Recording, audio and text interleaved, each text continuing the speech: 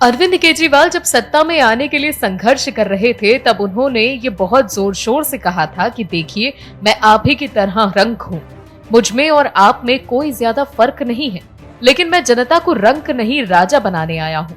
वो नीले कलर की वैगनआर आपको याद ही होगी जिसमें चलते हुए केजरीवाल कहते थे कि मुझे महंगी गाड़ियों और लाओ लश्कर की कोई तलब नहीं है, मैं आप में से ही हूँ, मुझे आपकी सेवा करने का मौका दीजिए, मैं आपकी जिंदगी को आसान बना दूंगा। जनता ने भी भरोसा करके केजरीवाल साहब को वोट दिया और इस उम्मीद में कि ये आदमी आएगा और हमारी जिंदगी बदलेगा। केजरीवाल साहब को जनता ने दिल खोलकर समर्थन दिया और दिल्ली की गद्दी सौंप दी, लेकिन साहब तो साहब ही निकले, जनता को फ्री का लालच देकर खुद राजा बन बैठे। और ऐसे राजा जिसके घर में करोड़ों के मखमली पर्दे, खाना बनाने वाले किचन में करोड़ों का काम, साहब के पैर आराम मुद्रा में रह सके इसके लिए वियतनामी टाइल्स जैसे प्रबंध किए गए, वो भी उस समय जब लोग कोरोना की वजह से जिंदगी और मौत के बीच झूल रहे थे। केजरीवाल साहब उस दौरान कैमरे के आगे आकर पूरा दिन ऑक्सीजन ऑक्सीजन चिल्लाते थे और कई बार तो उनका शोर सुनकर ऐसा लगता था कि अस्पतालों में सभी ऑक्सीजन पहुंचेगी और सब ठीक हो जाएगा। केंद्र के साथ जब भी मीटिंग होती थी तब वो पैसा पैसा चिल्लाने लगते थे, लेकिन कोरोना काल के दौरान भी ये सत्य कथा निकलकर जब सामने आई तब समझ में आया कि साहब के घर तो उसी दौरान करोड़ों खर्च हुए थे जब मजदूर बेघर होकर पैदल दिल्ली पे चल रहे थे। जब ये मामला सार्वजनिक हुआ तब से सियासत भी चरम पर है और केजरीवाल पर भाजपा और कांग्रेस दोनों ही हमलावर हैं। 2024 आम चुनाव में केजरीवाल जिस कांग्रेस के साथ गठबंधन करने के लिए लालायत थी, अब वही कांग्रेस केजरीवाल पर करारा हमला बोल रही है। इस बार राजनैतिक हमला किया है कांग्रेस नेत्री अलका लांबा ने। क्या कुछ कहा उन्होंने बताते हैं आपको। अलका लांबा ने कहा, सीएम अरविंद केजरीवाल सवालों के घेरे में हैं, शायद इसीलिए खामोश हैं। रामलीला मैदान से भ्रष्टाचार के खिलाफ निकली इस पार्टी के सत्ता तक पहुंचते पहुंचते कथनी करनी और तेवर बदल गए।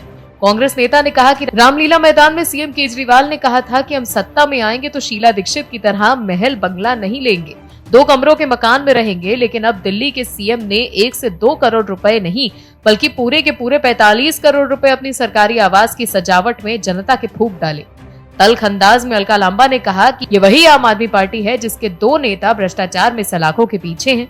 अगर थोड़ी सी भी नैतिकता है तो देश के सामने आकर बोले कि मैंने आपसे झूठ बोला, गुमराह किया और आपसे माफी मांगता हूँ। वहीं कांग्रेस के वरिष्ठ नेता अजय माकन ने भी केजरीवाल पर निशाना साधा था। ऐसे में 2024 को लेकर जो विपक्षी एकता की चर्चा हो रही है उस पर पानी फिरता दिख रहा है। अपने शीश महल को लेकर दिल्ली के सीएम अरविंद केजरीवाल विरोधियों के निशाने पर हैं। केजरीवाल के बंगलों को लेकर हुए खुलासे के बाद आम आदमी पार्टी बैकफुट पर है। पार्टी से जवाब देते नहीं बन रहा क्योंकि पार्टी के मुखिया ही इस बार फंस गए हैं। राजनीति में आने से पहले सरकारी पैसों से कुछ नहीं लेने का दावा करने वाले सरजी अब हर सुख सुविधा के मजे ले रहे हैं। ऐसे में बीजेपी और कांग्रेस के बाद कुमार विश्वास ने भी केजरीवाल पर करारा हमला बोला। डॉक्टर कुमार विश्वास अपनी हाजिर जवाबी के लिए जाने जाते हैं।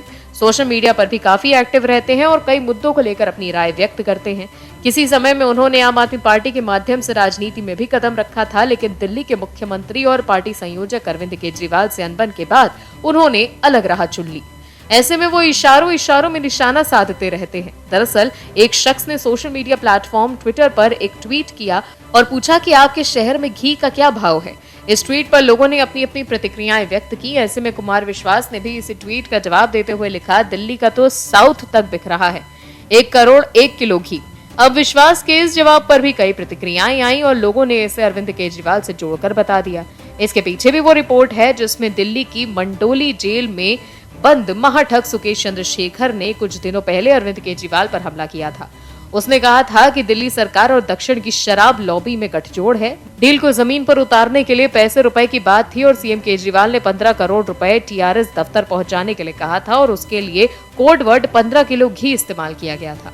बस फिर क्या था कि कुमार विश्वास के 1 करोड़ बराबर 1 किलो घी को लोगों ने सीएम अरविंद केजरीवाल से जोड़ना शुरू कर दिया। कुमार विश्वास के ट्वीट पर एक यूजर ने लिखा कि कुमार विश्वास जी जो खिलाड़ी जंतर मंतर पर बैठे हैं उन पर भी कुछ विचार प्रकट कर लीजिए, या सत्यपाल मलिक जी ने जो सनसनीखेज खुलासा किया है उस पर, या घी तेल पर ही रह जाएंगे। एक अन्य ने लिखा, अच्छा हुआ समय रहते आप बाहर निकल गए, नहीं तो आपसे भी इसी घी का लेन देन करा के तिहाड़ की लाइन में खड़ा किया जाता।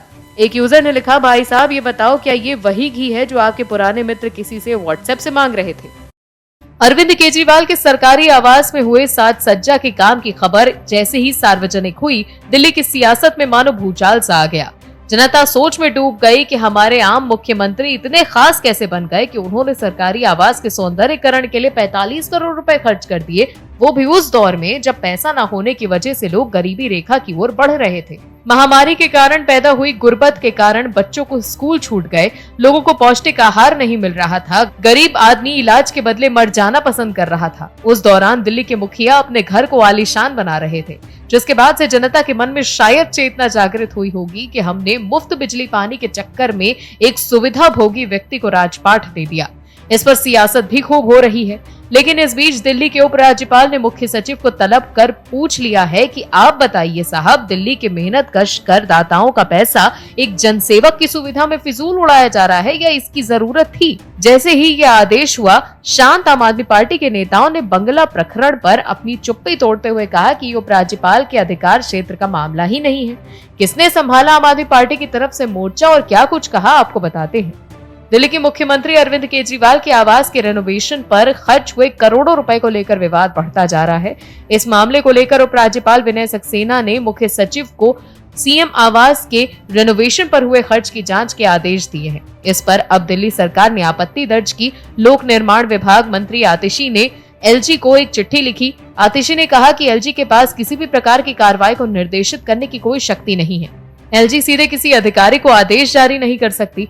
आतिशी ने पत्र में लिखा कि मैंने मुख्य सचिव को संबोधित आपके पत्र दिनांक 27/4/2023 की मीडिया रिपोर्ट्स देखी हैं। आपने लोक निर्माण विभाग के जीर्णोद्धार से संबंधित अभिलेख की मांग की है।